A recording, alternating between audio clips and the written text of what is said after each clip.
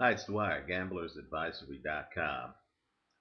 I wasn't planning on doing a post-fight video tonight, but as the headlining fight, Devon Alexander against Andriy Kotelnik, was wrapping up, several fight fans who I trust a great deal were on my channel page here on YouTube. My account is Dwyer 70905. That's DWYER 70905. We talk boxing on that page, and several of the visitors to that page were commenting on how they thought one fighter had won the fight.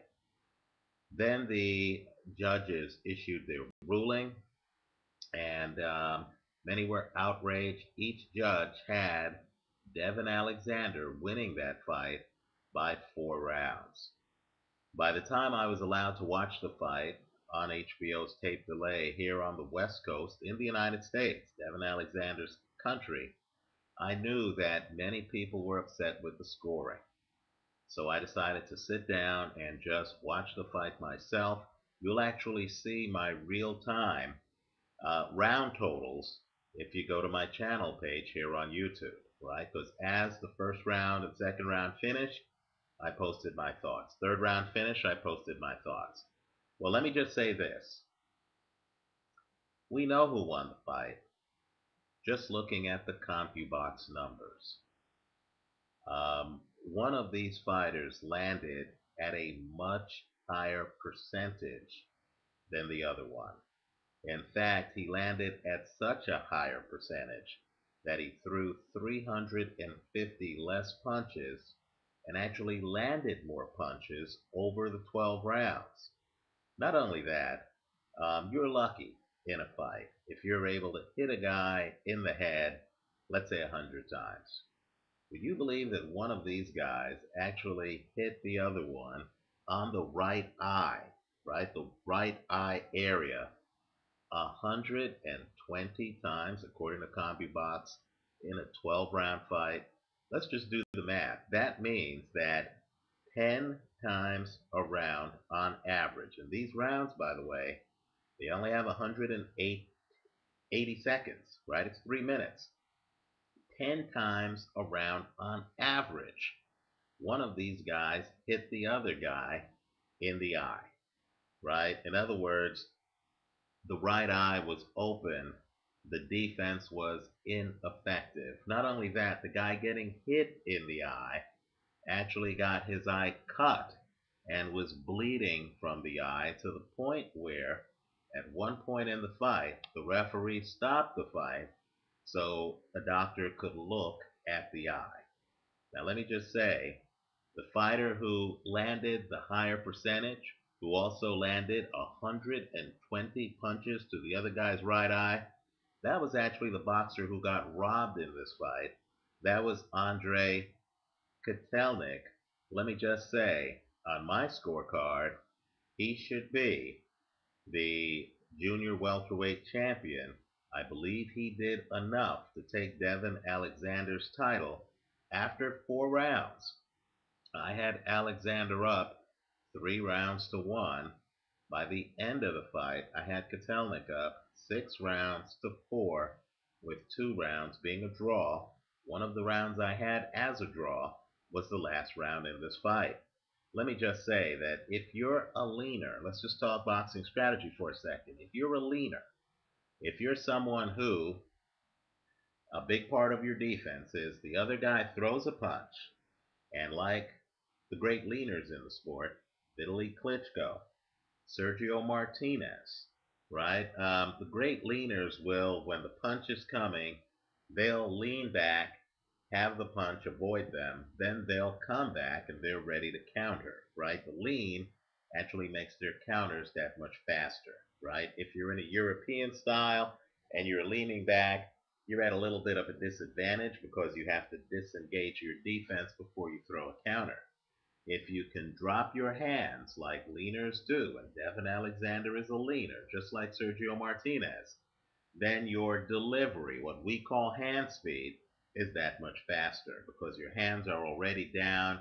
In fact, if you're very skillful, you can have your hand cocked while you're leaning So you parry the punch, and then you're able to come back with a counter.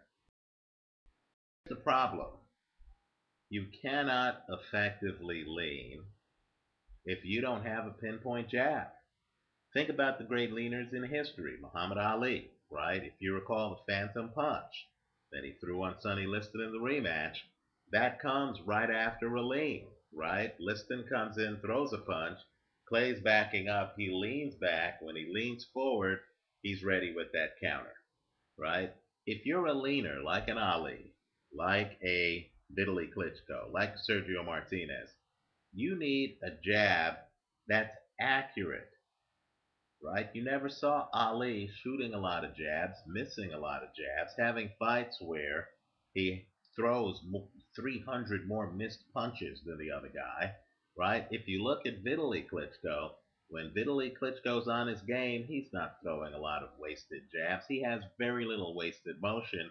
In fact, his jab is busting up the other guy's face, just like it did in the Chris Arreola fight. And of course, if you want to see pinpoint jab mastery, just take out a tape sometime of Sergio Martinez taking apart Paul Williams in a fight I thought he won, but the judges disagreed with me. I'm just one fan, just like all of us, right? Well, my point to you is look at Devon Alexander. He's throwing at air. His jab is not accurate. In other words, a lot of his jab is just to get the other guy off of him, and he'll throw the jab whether the guy is there or not. Now, the problem is a shrewd, clever fighter like Kotelnik, by the fifth round, figured out that he could just take a step back when Alexander was throwing that jab. Then after Alexander threw it, he could come in and he could hit Alexander in the right eye. Take a look at the tape. It's pretty remarkable. He starts literally countering Alexander almost at will. Then he starts stepping in and starts busting up Alexander. I thought he dominated the second half of that fight. It's a bit sad to know that the judges could literally give him the fight by 4 rounds. That's an 8-4 margin when it's 116, 112. I thought that was ridiculous. I think the punch stat numbers don't lie. I think Alexander, I know I was hearing Alexander had never been knocked down in any fight. I believe it's a matter of time because he's naked when he is leaning and dropping his hands. And the problem is if a fighter who doesn't have the quickest foot speed, like Kotelnik, is able to counter him as brilliantly as Kotelnik was able to tonight. And again, think about it. 120 punches to one side of Devon Alexander's face, and those aren't all the headshots in the fight. All I'm saying is you can just imagine what someone like, let's say, a Victor Ortiz or a Marcos Maidana would do, especially since Alexander doesn't have Timothy Bradley's mobility. Hell, he doesn't even have Amir Khan's mobility.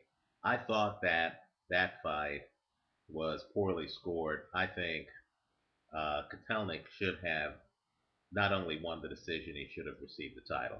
Now let's talk about Glenn Johnson. I only have a minute. I made a video where I said Glenn Johnson was a live underdog, and of course that video gave bad advice because Glenn Johnson lost the decision. There too, by 4 rounds supposedly. I would encourage everyone to take a look at the film of that fight. I'm not sure if Glenn Johnson did enough to take Tavares Cloud's title. I'm not here to say that Glenn Johnson won the fight. What I am here to say is that, in my opinion, that fight was a draw. Could have been given to Glenn Johnson barely, but you really have to beat the champ to take his title. You don't want to win a photo finish to win a title. I wouldn't have had a problem if they had announced the scoring as 115, 113 for Tavares Cloud. I thought Johnson was a live underdog. Unfortunately, Glenn Johnson seems to have had a weight problem. He gained something like 19, 18, or 19 pounds between the weigh-in and the start of the fight. I don't think he was at his best. Let me know what you think. Visit us at my channel page and at gamblersadvisory.com. Thanks for watching.